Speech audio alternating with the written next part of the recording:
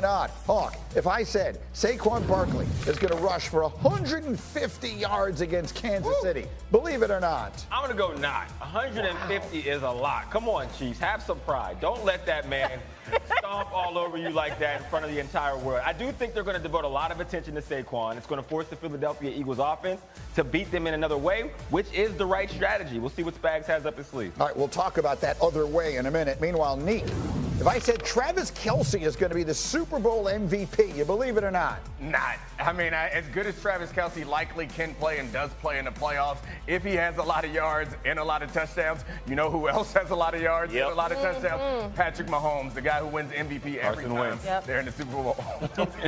How about if Kelce winds up winning MVP and retires immediately after the game? How about that? See it happening. Finally, Kmart, let's go the other way. If I said Jalen Hurts is going to outplay Patrick Mahomes in this Super Bowl, believe it or not? Believe it. You know why? Because I've seen it. I've literally seen it with my own 2 eyes 2 years ago. And didn't Hawk just say that Saquon Barkley's not going to rush for 150 yards? This is a game where Jalen Hurts, everybody's thinking Saquon's going to be obviously the MVP, but Jalen, I think he could do some damage. Well, let's talk about that, okay? Let's talk about exactly what Jalen is and isn't going to do. I want to play you a bunch of different sound bites sort of in chronological order. After the NFC Championship game on Sunday, Jalen had an interesting comment about his coach, and then yesterday the coach responded. You're going to hear all of it right here. He's done a great job. He's done a great job. I guess he let me on my straitjacket a little bit today. I think he was having fun after the game. You know, we've been winning a couple different ways this year, but I know this, and he said this plenty of times, he doesn't care how we win, as long as we win, and we do everything we can do to be able to win. So I have Hawk here as a receiver, and we've had a lot of conversations about this. So him saying what he said, and again, his delivery is what it is, right? He just doesn't seem to have like a comedic. just everything is just smooth. Yes. But it's also very serious seeming, right? Like, as he let me out of my straitjacket. If he smiles, it feels completely I will different. say, I was in the room. He did smile. Like he did. Like it was tongue in cheek. Right. But like he meant it. He meant it. But not in a way of like I'm trying to show you up, but just sort of like I could throw the ball if I'm allowed to. The question I was going to ask you is something or nothing? It's something. I mean, otherwise there's no reason to even comment on it. Now, he could be taking jabs at the media who says that he'll need to throw it more than he's throwing it for them to win a Super Bowl. But the reality is everything runs through Saquon. My ability to run the football, I'm going to hit it to these top 10 receivers that I have on both sides of me. Yeah, I mean, it's the strategy that's worked for them so far, and I think it makes the game incredibly interesting that we have two teams, or a lot of teams, that do things very differently. This is a unique team. You're right. We normally don't see teams make it this far that are so heavily dependent on the running game. But I think that we all know that Jalen Hurts has the ability. He just showed it last week. He showed it at other points in the season. But I think what Jeff and I have been talking about much of this season is, why would you if you don't have to? Exactly. It's like if you can make $1 million doing an easy job, why go make your job more difficult? But I do think that they've had a unique route to the Super Bowl. I don't think it's going to be as easy in the Super Bowl. They're going to get these opportunities like what we see right here, Hawk. Yeah, and this is one-on-one. This is what we're talking about. We get a motion from A.J. Brown, clear bump and run coverage, 4th down. I mean, if he's even, he's leaving. You cannot guard A.J. Brown in this situation with no safety help. Right? In this moment in the red zone. This is just a straight timing route. I know if I'm A.J. Brown at the bottom of the screen, all I have to do is get this DB to tick his feet. If Jalen is just on time, on that back foot, let it fly, there's no way you can stop that. This is much of the same. Look at all this cushion he has. Now, this is a zone because it's like, hey, we cannot allow you to get beat deep. There is 15 yards of cushion. That is an easy throw it out there, 16-yard gain. And honestly, A.J. Brown could have probably gone for another 15 yards if he wanted to. So that's the thing.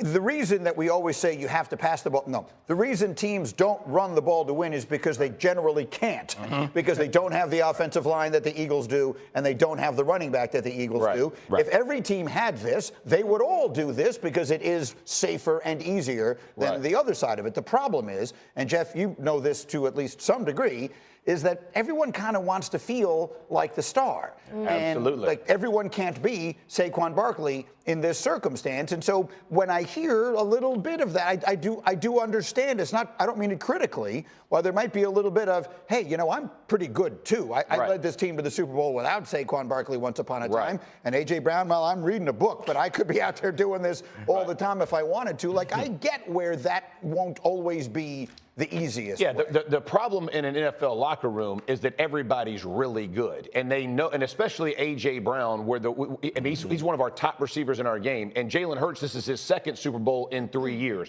So as they're looking at another touch, I could have had another touchdown. Everybody falls into, we are about winning. I love that attitude, and we're not giving Sirianni enough credit for keeping all of the egos of every player in check to a degree, because it's hard. It's hard to not be at the half-yard line and Saquon not get another touchdown. Yeah, I be mean, real. Nick Sirianni Day. We can make that today because Jeff been talking about it all year. Give it a round of applause. Nick Sirianni, you are a great football coach. Congratulations. I have it written in my notes. I like it. Give Jeff his love. Because Sirianni should be able to poke his chest out. Yeah, he should. He deserves it. Absolutely. Like this. The thing that I think Jeff started to hint towards is it's really hard, particularly for Jalen Hurts, to experience a lot of this stuff as criticism when he's like, I can do that. Right. I just don't have to. That's But right. that's the thing. Like, And then us seeing them have so much success without him doing that, it gets to the point where we're like, but can he do it? Yeah. And that's the question is we saw it last year, they struggled offensively. And this year they're back, not struggling. And it's not because of Jalen Hurts. And I think that's probably a hard thing for a quarterback who's had a big contract, who's been in the MVP race, who's been to the Super Bowl, to have to hear week in and week out, which is why I don't think he's talking to Sirianni. Right. I think he's looking at us like, I think I guess I got the straight jacket Right, on. which is the same as, I don't know if it was week 17, whenever they played, coming out of playing the Steelers. And it's like, is that what y'all wanted to see? Cool.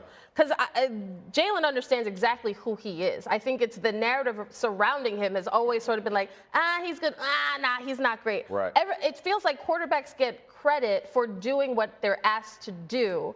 But when Jalen does exactly what he's asked to do, it's like, because he can't do But I mean, I think the thing is that he starts getting put in the conversation with these other guys. And so, like, we have the same situation with Lamar and Josh Allen, where we're like, you're so good that we have to measure you by this different standard. And Jalen, we're like, you're in this place, so we're going to start measuring you with the other guys that find themselves continuously in this place. And that's when it feels like criticism, where we're saying, well, you're good, but you're not Josh, you're not Lamar. Well, and let's just not pretend that the things that happened didn't happen. Right? He was on this, I know it feels like a different lifetime ago. He was on this ridiculously long streak where he turned the ball over in every game, right? I mean, that just kept every single week. And then they stopped. They had their bye week very early, and they said, here's what we're going to do. We're just not going to do that again because our defense is ridiculously good. Vic Fangio is going to figure that out. Saquon can take over the league, which he did. So we're just going to stop putting the ball in harm's way. And that's what they did, and it worked. But we can't pretend that stuff didn't all happen once. It all happened. No, absolutely. And I think all teams have to pivot throughout a season of what's, because by the way, their defense wasn't balling at that point. At the beginning, They were, you know what I mean? And so everybody was kind of finding their fit. Fangio was trying to figure out their defense. They're trying to, Kellen Moore's trying to figure out their offense because, by the way, there are two new coordinators involved in this organization. So having to find their way of winning. But to your point, you do limit turnovers by running the football. And it doesn't matter if you're a Josh Allen team, a Lamar Jackson team, a Patrick Mahomes team. Fumbles compared